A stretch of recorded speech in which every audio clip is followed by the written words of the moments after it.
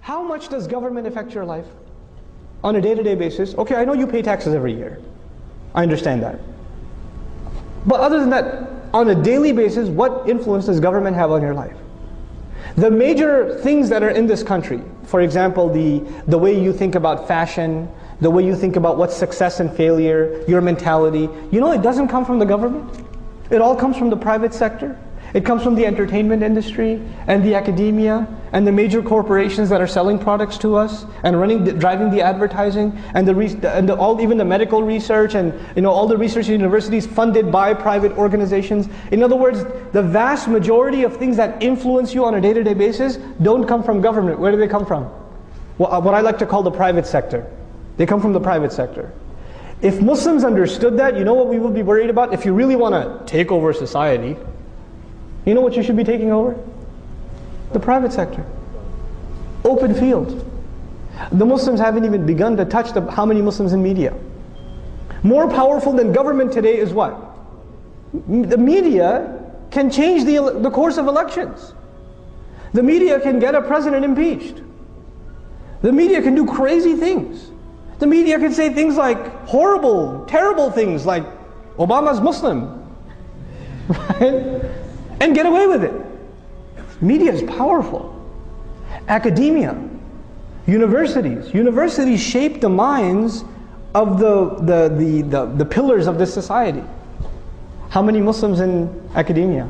How many Muslim sociologists, anthropologists, political scientists, historians? We're not present. We came to this country and we thought success is doctor, engineer. Okay, fine, you couldn't do doctor, engineer, programmer, right? IT, right? Or okay, if none of those worked out, gas station, right? This was success for us.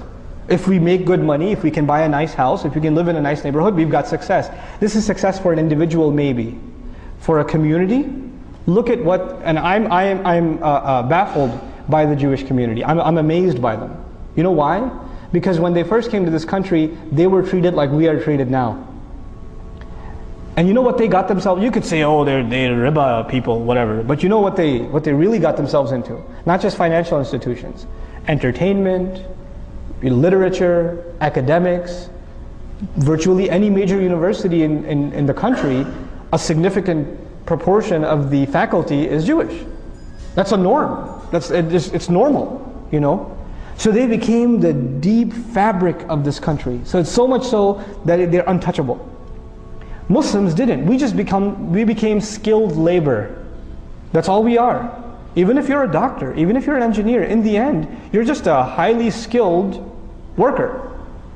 You're not someone who influences minds or causes ripples in society. You're not.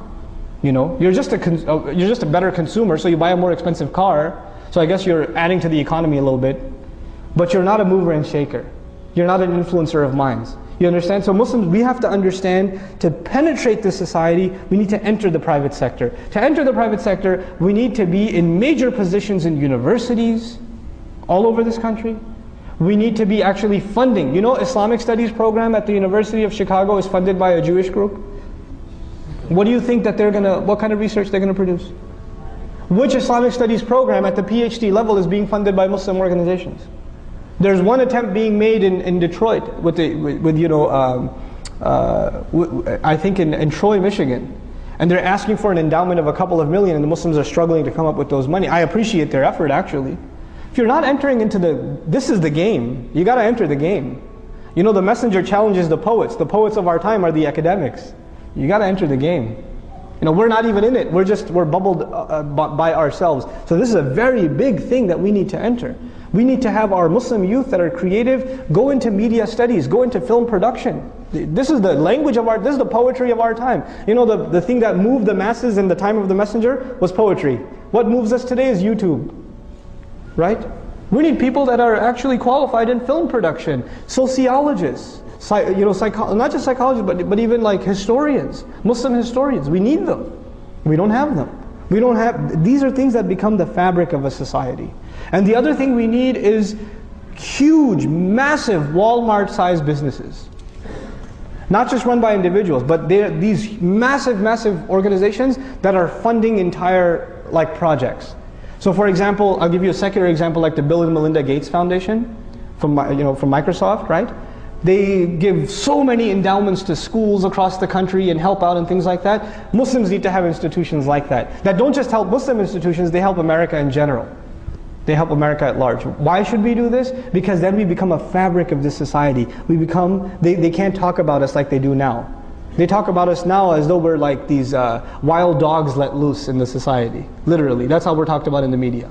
We're not given human dignity when we're talked about.